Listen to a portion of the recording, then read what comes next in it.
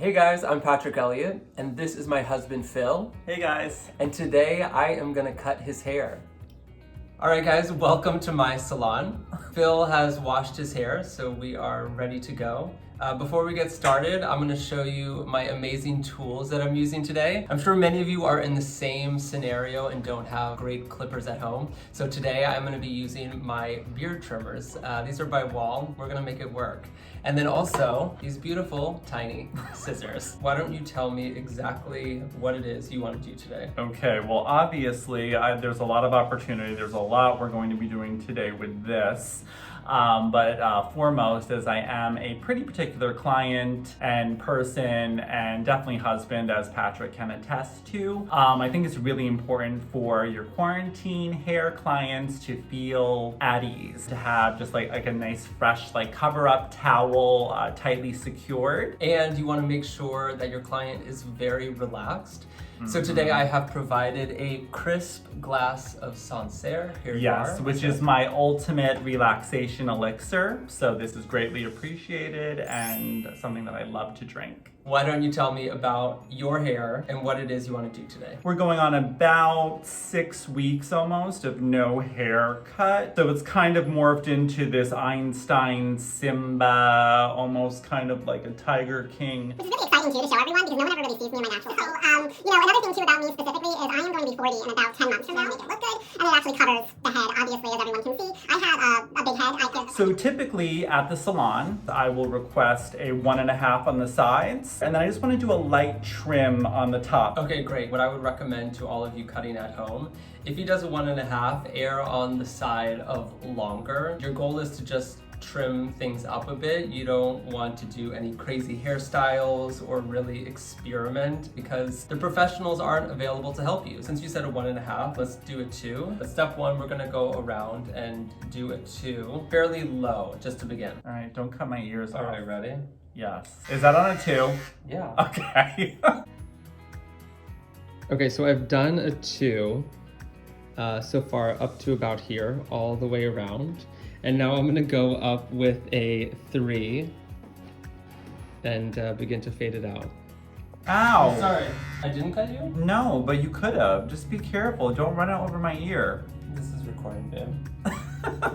You also want to make sure you pick the right hairstyle. Okay, we're not doing new hairstyles. The goal for Okay. today is to just do a nice, easy trim of what already exists. But make sure it still exists and you don't cut it all off either. I, at this point, just want it high and tight, not too high. Just looking good, looking professional, can just comb it to the side, and just be presentable for work and life. So for those of you that don't know, Phil is a huge Trekkie.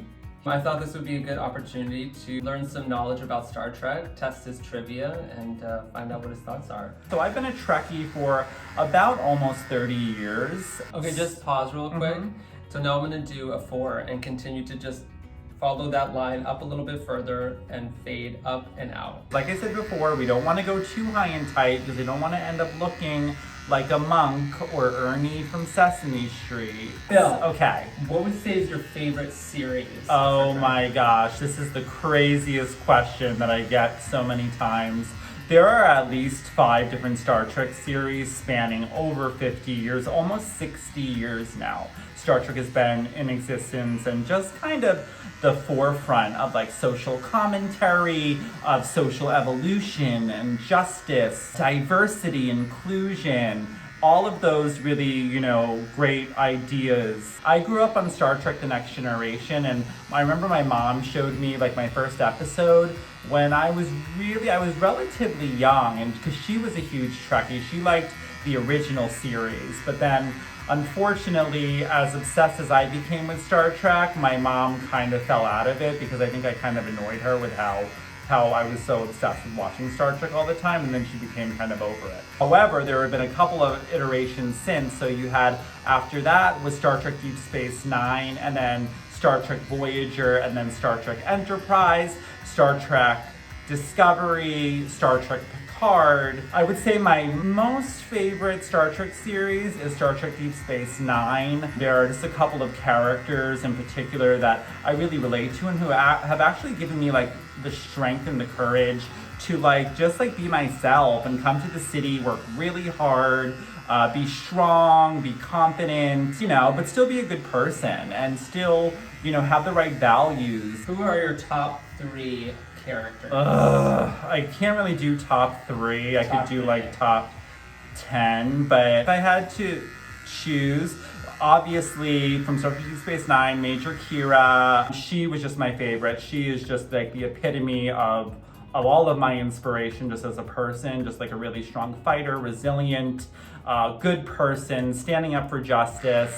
Love Major Kira. Counselor Troy was always one of my favorites. And I remember when I was that young, I kind of, like, I thought I had a crush on her. I think I really just wanted to be Counselor Troy. So that was kind of funny. I also really love Captain Janeway. She was the first female captain leading a series, so I think that was really great. Captain Sisko, played by Avery Brooks. He was the first African-American to lead a Star Trek series. I think they symbolize and represent so much progress for our society. I love on Star Trek Discovery, obviously, Sonequa Martin-Green, who plays Michael Burnham. Back to Star Trek Voyager, love B'Elanna Torres. For those that don't know, there's 2 newer series. Yes, one is Star Trek Discovery, like I said. The other is Star Trek Picard, which is awesome. So that's the return of actually Patrick Stewart coming back, reprising his role as Jean-Luc Picard, going on a mission with a new crew.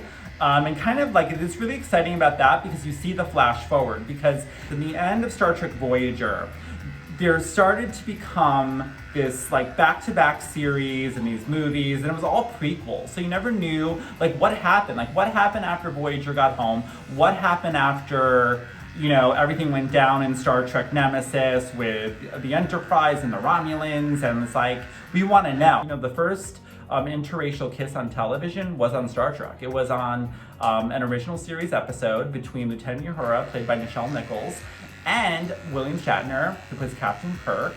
So that's amazing. Okay, so we're gonna take a pause on Star Trek. Right now I've mostly done the bottom fade stuff. I'm gonna go through after and like clean up like around the exterior. But now I just want Phil to like re-wet his hair so I can do the top. I need a glass of wine. Now we're gonna go in and cut the top. What I'm gonna do is sort of section off the hair and then sort of trim this down to kind of match the angle of the fade that I was already going. Again, don't go overboard, err on the side of longer. You know, you just kind of gotta own your hairline, which is good because it's a part of you. So anyway, going back to Star Trek, the original series, right, is the foundation of all Star Trek. It's what everyone like relates back to. It's the cause and the reason for Star Trek lasting almost 60 years to date. It was actually canceled after a couple of seasons, so it didn't even have a full series run. You really won't know this, Patrick, but Lucille Ball is actually one of the people who saved Star Trek. So I love Lucille Ball.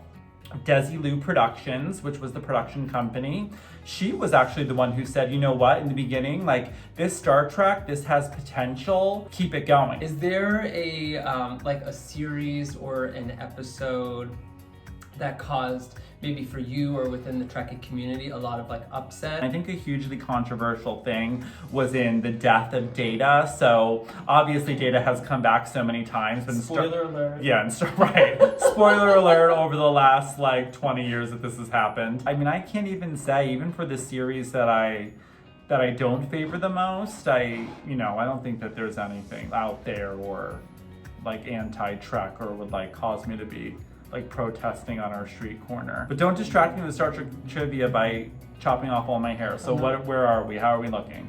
That's the good thing though about hair, for like the hair that you do have, it grows back. This needs to definitely be blended because it looks like a chunk coming out. No, I don't mind if Sansera's warm. Ew. Not warm, but like it's fine. Like Sansera's really good. I stopped drinking, obviously, Sauvignon Blanc because I can't drink it from like the North America or New Zealand like regions because it's so acidic. So I had to go like pure French Sancerre just for the acidity. I think we're definitely getting there. I would say like this would be one of the more like aggressive haircuts that I've gotten. Not in a bad way at all. All right, so I'm just gonna go around the ears, back of the neck with this beard trimmer with no guard, and just make sure I clean it up a bit.